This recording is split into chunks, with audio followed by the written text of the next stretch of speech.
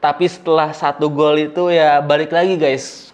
Menurut gue faktor besar kenapa MU bermain buruk menurut gue bukan dari skill. Ini adalah sebuah dysfunctional system dari sebuah tim yang harusnya menjadi sebuah tim top. Kelihatan banget Garnacho egonya nih, aduh. Ada 3 passing options, maksa untuk dibawa dan ujungnya di shoot dan hasilnya nggak jelas juga. Pertandingan yang harusnya jadi ajang kebangkitan bagi MU tapi ternyata menjadi sebuah kehancuran sama seperti Old Trafford itu sendiri.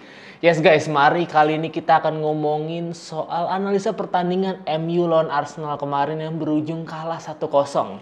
First impression gue adalah midfieldnya adalah suatu hal yang penting di dalam pertandingan sepak bola. Dan kemarin gue lihat duet Kobbie Mainoo dan juga Amrabat gue lihat cukup bagus. Dan bahkan gue apresiasi buat Amrabat karena kemarin performa bagus banget. Dan selain itu Kobbie Mainoo menunjukkan kedewasaannya yang telah gue katakan berkali-kali kalau dia itu emang world class dan pantas untuk jadi penopang MU di beberapa musim ke depan mudah-mudahan. Lalu kita bisa lihat di sini kita akan ngomongin soal Rasmus Højlund. Dibeli dengan harga mahal dan untuk usia 20 tahun mungkin kita bisa melihatnya potensi untuk beberapa tahun ke depan. Tapi untuk pertandingan kemarin lawan Arsenal menurut gue dia bergeraknya kurang efektif.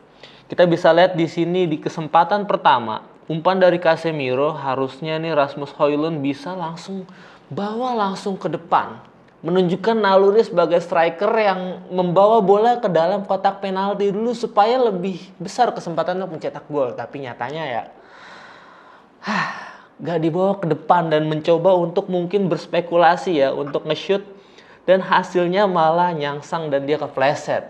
Dan mungkin menurut gua terlalu dini untuk ngejudge Rasmus Højlund adalah pembelian gagal karena di usia yang masih muda tentu masih butuh banyak development. Dan untuk bergantung besar pada striker yang masih berusia 20 tahun mungkin menurut gue nggak pantas lah. Karena emang sebenarnya MU butuh striker. Kita bisa lihat di interview bareng Ten Hag, bareng Gary Neville juga. Tapi nyatanya cuma dapat Rasmus Højlund dan menurut gue harusnya dapat 1 lagi. Tapi ini hasilnya. Ini hasil kegagalan MU di bursa transfer musim panas kemarin. Dan menurut gue Rasmus Højlund harus melatih speed dan juga sense of goal-nya. Menurut gue dia punya potensi yang sangat besar karena badannya tinggi dan cukup muscular. Dan menurut gue bisa kayak tipe-tipe main Lukaku dan mungkin Erling Haaland ya. Tapi sayangnya ya pertandingan kemarin gagal dimaksimalkan oleh Rasmus Højlund.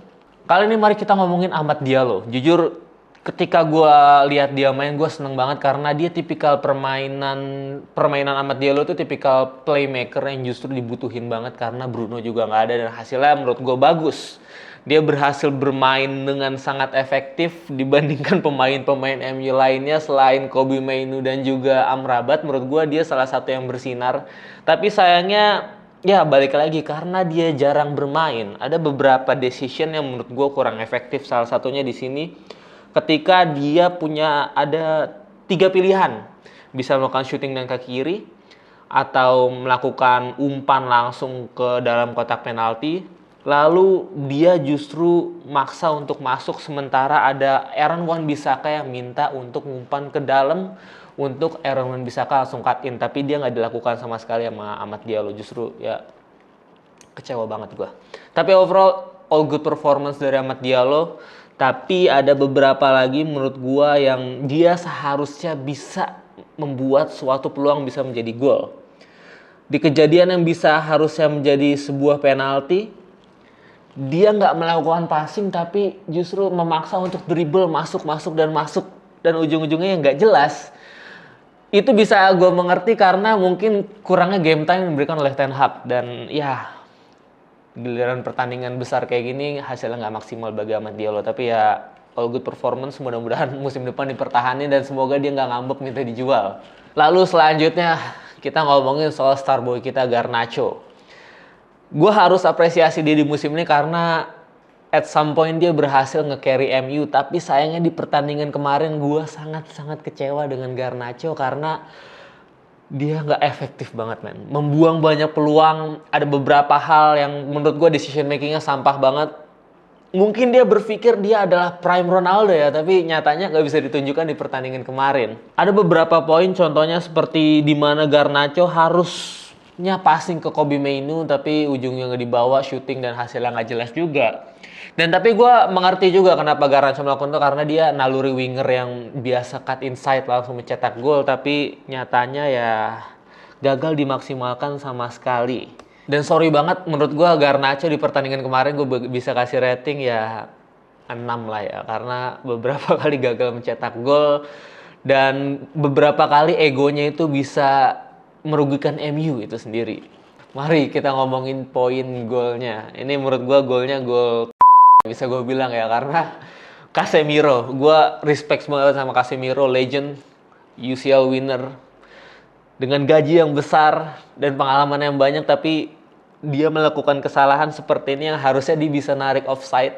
Itu adalah basic defending sepak bola yang harusnya udah dipahami dari zaman SSB, tapi nyatanya untuk pemain yang bergaji 300 ribuan pound sterling per minggu tidak dilakukan. Dan hasilnya adalah sebuah gol yang menurut gue juga nggak cuma salah Casemiro, tapi juga kesalahan Jonny Evans yang menurut gue ketika sebelum Kai Havertz bisa melakukan umpan, at least lo harus bisa menutup dan nggak memberi ruang besar untuk Kai Havertz. Itu adalah basic defending yang menurut gue miss dari Jonny Evans. Tapi at some point gue juga bisa mengerti karena usianya dia nggak bisa dibilang muda lagi. Tapi satu gol itu bisa mengubah pertandingan semuanya. Di awal-awal menurut gue MU bermain sangat bagus, beberapa kali menciptakan peluang yang cukup mengerikan. Tapi setelah satu gol itu ya balik lagi guys. Menurut gue faktor besar kenapa MU bermain buruk menurut gue bukan dari skill atau teknik, karena menurut gue mereka pemain-pemain yang top, tapi di mental, karena mental tuh bermain besar di sepak bola ini. Dan hasilnya ini adalah sebuah dysfunctional system dari sebuah tim yang harusnya menjadi sebuah tim top. Next, mari kita ngomongin sebuah hal yang sering diomongin, yaitu defense yang kocar-kacir. Gue udah lihat dari awal, di menit pertama bahkan, defensive systemnya MU udah kacau balau. Ya, gue bisa mengerti karena defensive crisis ini membuat tim kerugi besar banget. Apa yang bisa diharapin dari sebuah back yang udah berusia 30 tahun lebih dan juga sebuah gelandang defensif yang harusnya menjadi gelandang tapi malah dijadiin back. Dan menurut gue dibalik sebuah defensive mistake yang banyak ini adalah butuh seorang defender yang bisa nge-lead. Menurut gue kayak semacam Harry Maguire lah ya, sorry itu saya, walaupun ya dia banyak blunder tapi dia punya tipikal defensif yang bisa nge-lead sebuah tim. Tapi sayangnya kemarin Jonny Evans dan juga Casemiro kayak orang bingung dan hasilnya juga gak maksimal banget. Dari menit awal loh, dari menit pertama itu sempat diserang langsung dan hasilnya juga gak jelas. Dan hasilnya menjadi sebuah gol. Dan akhirnya di beberapa menit sebelum akhir itu ganti back besar-besaran, Jonny Evans diganti Kambuala. Tapi sayangnya ya cukup solid sih I have to say. Tapi di beberapa momen kelihatan banget kalau misalnya defensive MU itu kacau dan butuh adjustment yang lebih lama. Tapi sayang kan cedera jadi gonta-ganti. Kelihatan di sini koneksi antara Aaron Wan-Bissaka dan juga Kambuala nggak jelas banget. Dan untungnya ini nggak jadi gol dan untungnya ini ditepis Onana. Dan juga ya defensive system yang kacau ini terlihat di pojok yang pas Declan Rice nge-shoot dan untungnya ditepis sama Onana. Itu nggak ada pemain yang bisa nge-cover sama sekali dan at least lu memberikan dorongan supaya bisa miss lah ya tendangannya Declan Rice. Tapi ini kosong banget. Untuk pemain sekelas Declan Rice diberikan kesempatan shooting sebesar itu, menurut gua itu adalah sebuah bukan bagi sebuah tim profesional. Dan ya sekali lagi apresiasi besar buat Onana, karena kalau tanpa Onana beberapa kesempatan dari Arsenal ini bisa menjadi gol dan menurut gue ini bisa harusnya gak cuma 1-0, mungkin bisa jadi 3 atau 4-0 kemarin. Garnacho kembali show off kayak pemain timnas yang gak mau gue sebut namanya. Ya gue tahu sebagai seorang attacker tentu kita punya ego untuk mencetak gol, untuk di-cheer sama orang, woi keren lu hebat. Tapi ada satu poin di mana kita harus sadar ada beberapa temen yang mungkin punya opsi dan tentu bisa mencetak gol lebih besar kesempatannya daripada lu. Dan menurut gue di sini kelihatan banget Garnacho egonya nih, aduh. Ada 3 passing options, maksa untuk dibawa dan ujungnya di shoot dan hasilnya nggak jelas juga. Lalu di sini di mana dia, menurut gue nih it's okay. Ada kesempatan di mana dia bisa nge-shoot ke pojok kanan atas, tapi ujungnya malah nyangsang. Untuk pemain sekelas Garnacho, pemain profesional untuk Manchester United, gue nggak ngerti kenapa ini bisa miss. Di kesempatan di sini harusnya itu menjadi gol ya. Tapi sayangnya terlalu semangat mungkin ya, terlalu terbayang oleh sosok Cristiano Ronaldo yang banyak digembur-gemburin sama fans, katanya Garnacho penerus Ronaldo. Mungkin dia terlalu terbebani dengan itu dan ini harusnya bisa jadi gol, men. Tapi nggak jadi gol. Ya, gua harap semoga Garnacho bisa belajar dari musim ini dan menjadi sosok penting di sayap sisi serang Manchester United, karena kalau misalnya begini terus gue takutnya Garnacho adalah another wonderkid yang flop untuk Manchester United selain Adnan Januzaj. Ya, pertandingan yang menurut gue harusnya bisa jadi sebuah ajang comeback ya, karena gue udah yakin banget nih biasanya habis kalah lalu langsung mainnya bagus, tapi ini sayangnya jadi kalah.